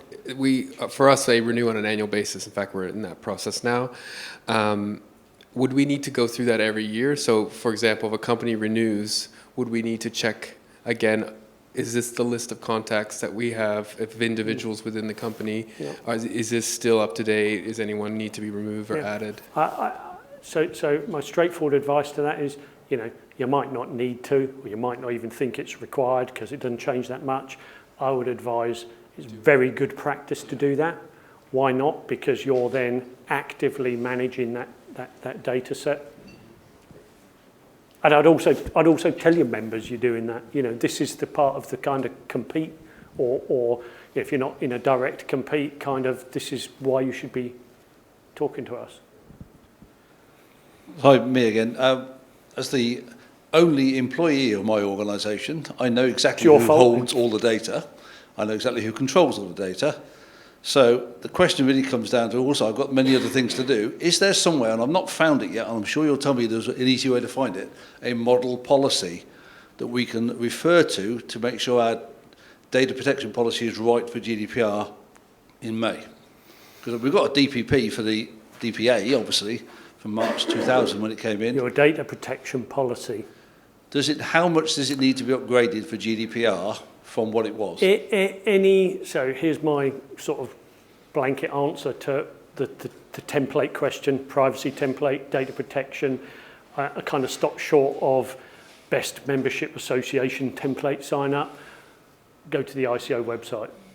Well, I looked there and it's really not for the very small organisation. It tends to be a little bit sort of bigger than we were looking at. Have you, so on, I don't know when you last looked, but on, before Christmas. Yeah, so the ICO, the ICO are an organisation I'm sure most people hadn't heard of 2 years ago. They certainly will have heard of in 2 years' time. There were about 30, 40 people based in Wilmslow, Cheshire. I think they're now 250. They've gone like that, and so is their communications. And they've realised and recognised, because there's lots of small businesses in the UK, that the big global firms are kind of going to have their act together because they're going to even have a department or they're going to have their own law firm or their own compliance, IT security. But it's the small guys. We're small guys in that respect. So they've set up helplines, they've set up advice lines, they've set up toolkits. As I say, the only slight criticism I have is that if you went through the ICO, how ready am I for GDPR? I don't think it's called exactly that, but you'll find it on their website. If you went through that exercise today, as opposed to coming out of this room, you'll probably get a lot further than probably when you came into it, but you'll still go down a journey that says, well, I don't know the answer to that. If you don't know the answer to that, then that'll probably score against you. So when you get a little test at the bottom, it will say, you're not ready for GDPR yet. Or you're further down the road than you think. I'm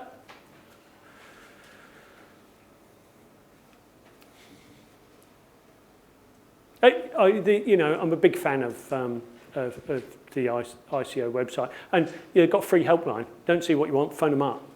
And they offer audits. They come out to site. I'm not sure they're free. So the old principle of share and steal, we've got to be careful. Share and steal, the best idea. La la la la la. Yeah.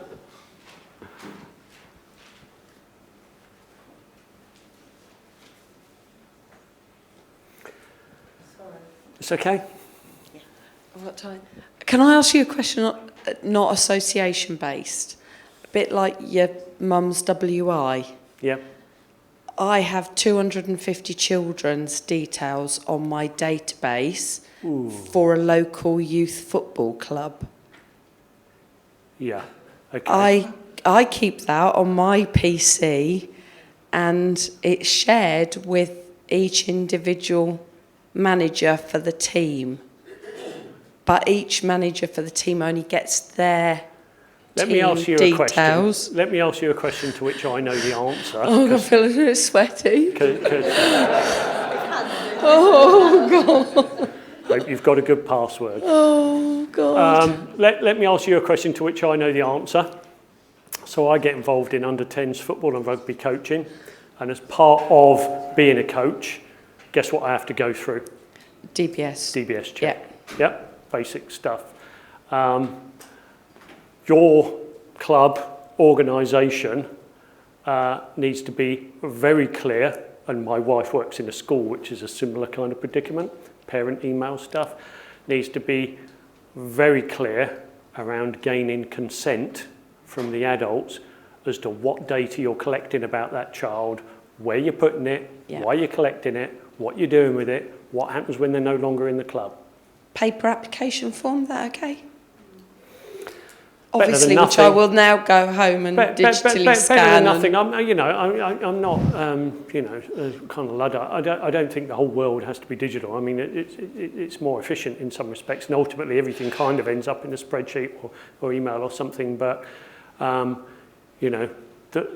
think the third word in your sentence, children, bang, special category of data, then GDPR, straight out the box. So, and then ask yourself the same question, really. How do you feel about your children's email contact details ending up in the wrong place? Probably slightly worse than your own. Sorry. I can probably answer that question. Sorry.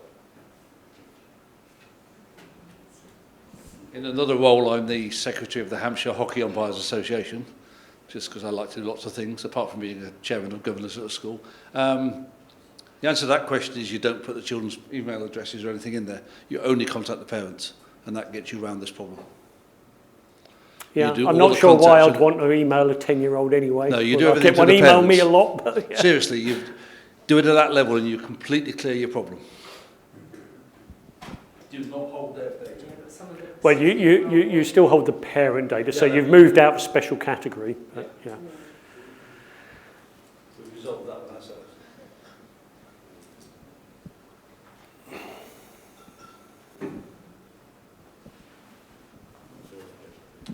I don't think, unfortunately, that does resolve many issues, because what I see, started from the association executives, and we have increasing numbers of professional societies reaching out to students who are 15 and above. So what they're wanting to do is get them excited by a career, be it science or engineering or chemistry, and this is happening actually more and more, not just those age-old areas, and so they really are keeping this data and need to be careful. But okay, anyway, from a GDPR perspective, it's really straightforward. You're dealing with, depending upon the actual child's age, and they're defined as a child, and I can't remember whether, I think it's 16 in the UK, you're dealing with a special category of data in terms of a minor. It's really simple. And as you might imagine, GDPR, there's different categories of data and there's different levels of fines. Do something really bad to a really special category of data, you're going to make the headlines. Follow on. Can I just do one quick? We're going to stay on this subject, and I'll come back. I'll come back with the other question later from a remote delegate.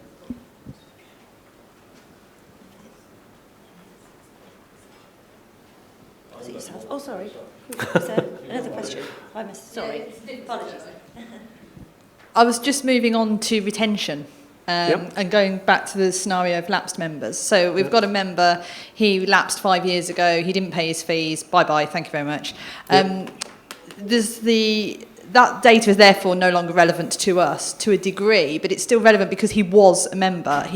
We have financial information to say he was a member. If we deleted his record, surely there's then a gap in the audit trail and the financial side of things, or not. I don't know. That's why there's the question. I think the ICO view on that would be, as with any data subject you engage with, at the outset you need to be very clear how long you're holding their data for and what happens to it when they go. And we have this conversation a lot with HR departments to kind of point to almost a just in case, and there's 28 reasons. You're better off saying at this given fixed point in time, whether it's 3 months, I'd say 3 years is probably too long. That's absolutely erased, it's deleted. We will inform you of that fact. There you go, end of. So if we were doing some historical reporting, so we've deleted him, he's gone, bye-bye, like I say. But we were doing some historical reporting. Okay, so how many members did we have in 2013? Because he's gone, okay, so it's going to give us inaccurate data. So what I would seek to do there is anonymise that data and make sure it's anonymised properly and encrypted. And there's, So what's the definition of properly? Well, believe it or not, within IT, there's different levels of. If my IT director was here, he'd reel them off for you. But there's different levels of IT encryption. Forget the exact one that's it's the common one that's compliant with GDPR. Okay. Okay. No, that's cool. Thank you. You're not the first person to ask. Yeah. No, okay. Perfectly So getting rid of the name and the address isn't good enough. It's got to be. If I can find out, and not that I do it as a hobby, but I know many people that can find out information, and that's the whole point of GDPR. Okay. If it was just a name, that'd be easy. We can get your IP address. We can find out who you are. Okay. Thank you.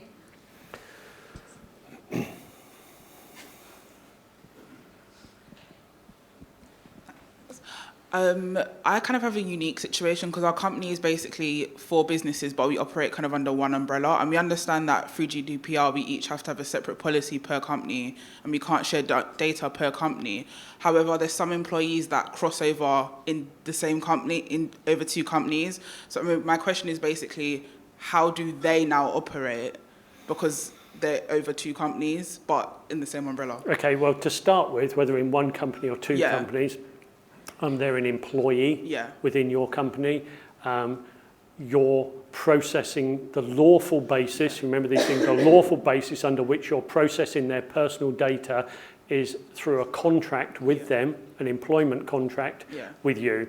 The fact that that's then 1 or more companies, I'd suggest you do as our company does. We're a company with a group of companies, so we've got a data protection officer that sits at the top, we've got HR that sits at the top, and the group company basically governs our employment contracts. Okay.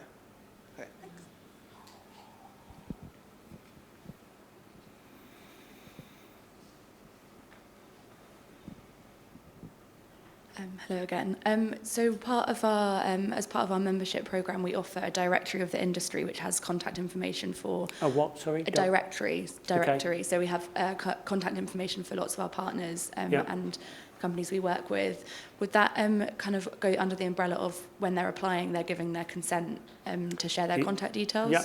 You need to tell them what you're going to do with your data. So and if you're going to put that data on that website for these people to view, we're going to mail it to these people, we're going to send it to them, tell them what you're going to do with the data. Right.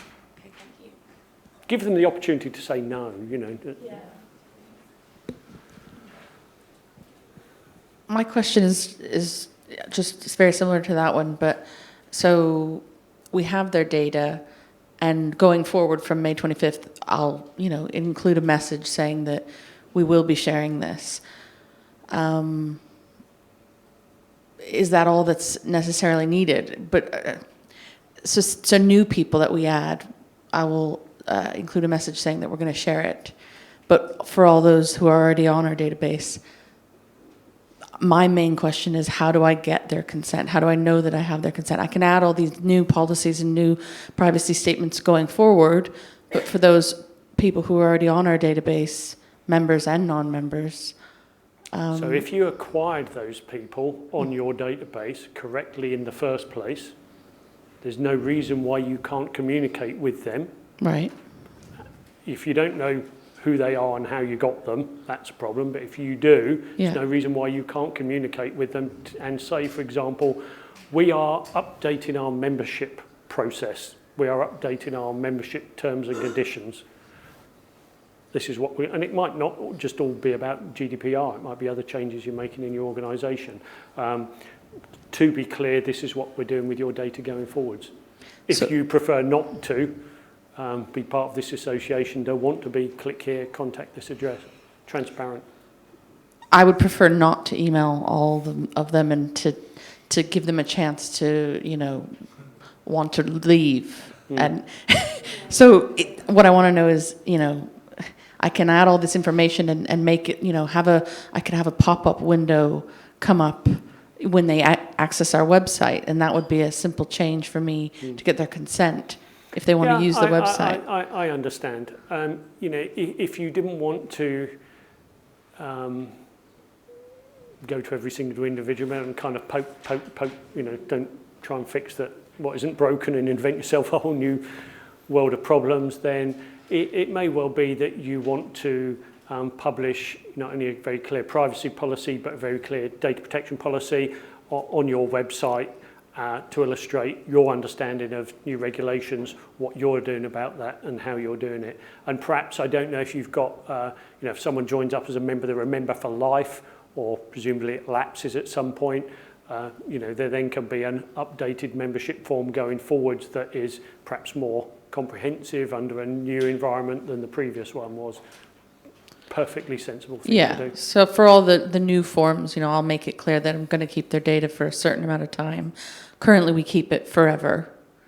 So, I mean, you suggest having a time limit. I mean, you would fail out the blocks. I mean, if they were, I mean, and again, just to kind of take the point that the ICO are going to have lots of people going around like kind of old TV detectors. You know, there is an element of they're interested in large businesses that are doing things very badly. You can go on the website. I think there was a telephone company today, you know, that does automated calls on the basis of people who'd also signed TPS. I don't know how much they got fined, a few thousands, but you know, these are the really bad guys. You know, the most important thing is to try and to educate yourself as best as possible, and then try to do the correct thing. Okay.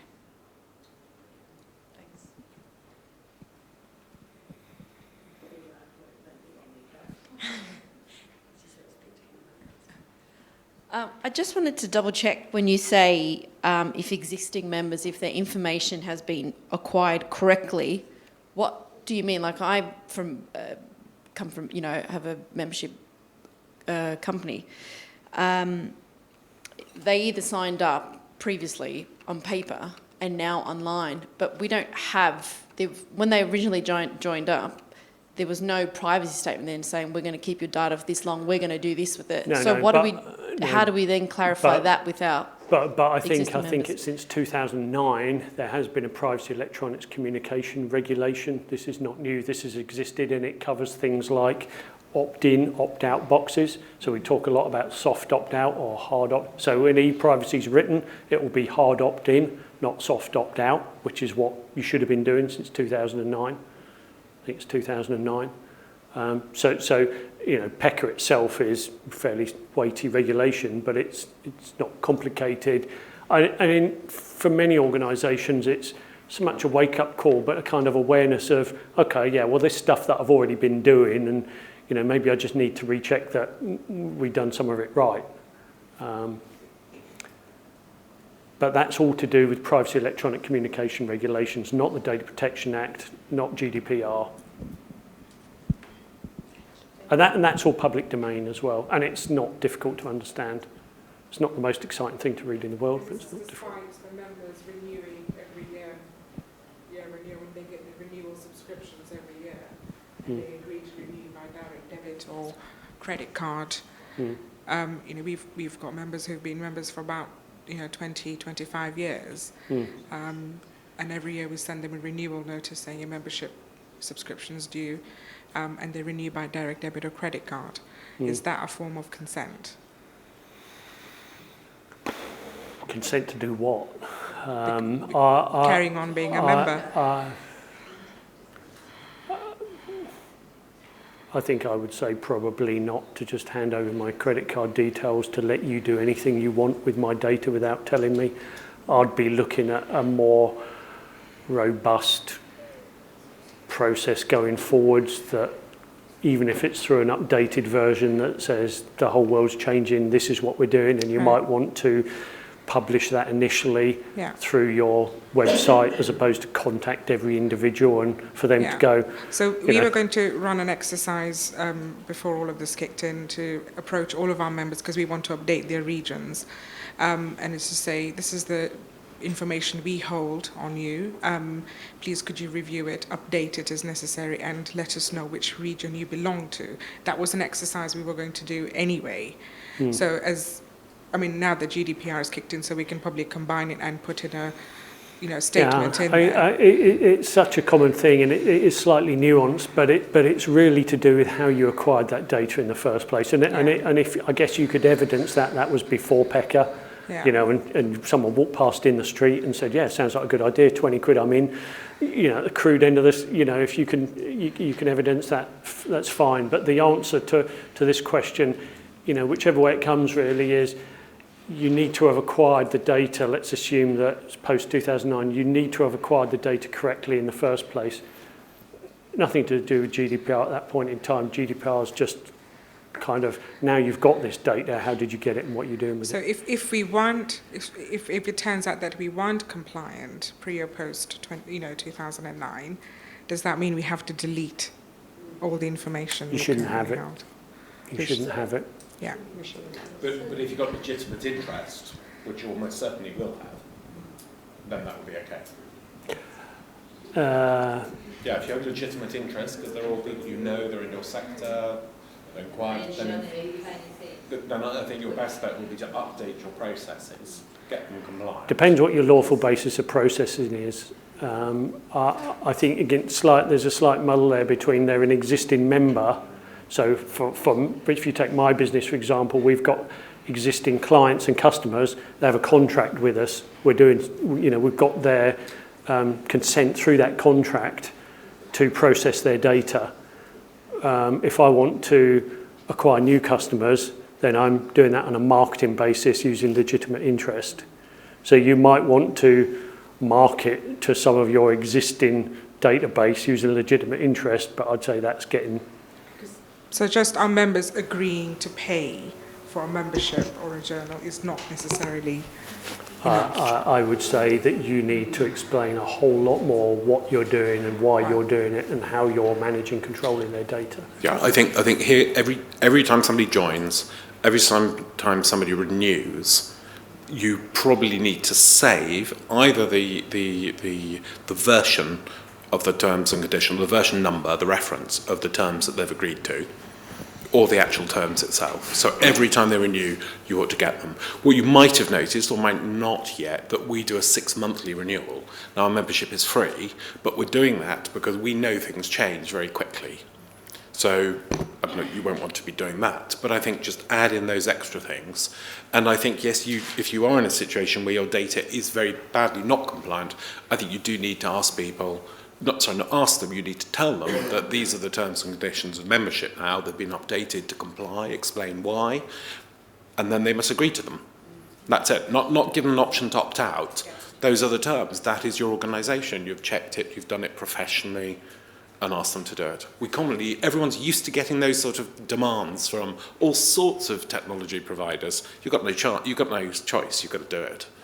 Otherwise you don't get it. Just to ask if their information has changed. Like we just say, does your information change, your address still the same, is your email still the same? That's not enough, is it? You've actually got them to... If you have changed your terms, or if you're doing things new, then yes, you've got to do that. I think most of us commonly get some sort of terms have changed from online providers saying the terms have changed, this is it, please now you need to accept these. You've got no choice, and you need to explain a little bit behind the reason. But I think that's got to be part of your ingrained approach, is that you have to manage these, acceptances very well. And if I'm not much mistaken, many people save the full terms and conditions with the record of your renewal or your joining, the full terms and conditions, the text, the plain text. And as individuals, you're going to all see a lot more of this through mobile phone companies or all of these organisations that have your personal data. You're going to see lots of different versions of this coming through. Okay. Are there any... I think we're pretty well... I think we ought to bring it to a close, if we can. Can you talk to David direct one-to-one? Yeah, no, got a few seconds. Just the one question there. Any others, do talk to me or colleague here. Okay, and we've got a glass of wine for you here. Please, don't rush off. And Rhiannon's waiting patiently at the back. Anyone who wants to just have a quick whiz round to view the facilities and the refurbishment and all the things they've been doing here.